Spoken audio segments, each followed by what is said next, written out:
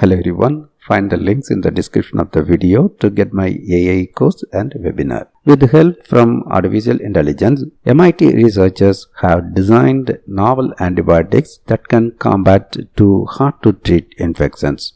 One is drug-resistant Neisseria gonorrhoeae and next one multi-drug-resistant Staphylococcus aureus (MRSA). Using generative AI algorithms, the research team designed more than 36 million possible compounds and computationally screened them for antimicrobial properties.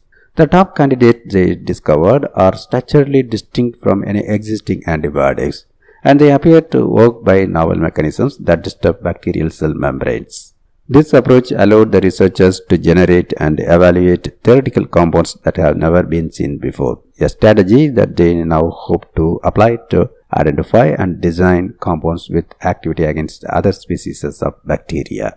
Over the past 45 years, a few dozen new antibiotics have been approved by the FDA, but most of these are variants of existing antibiotics.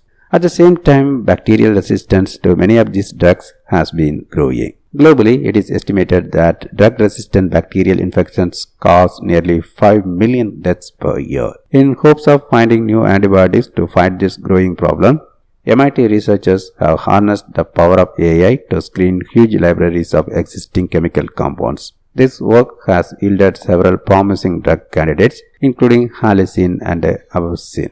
To build on that progress, they decided to expand their search into molecules that can't be found in any chemical libraries. By using AI to generate hypothetically possible molecules that don't exist or haven't been discovered, they realized that it should be possible to explore a much greater diversity of potential drug compounds. Thanks for watching this video.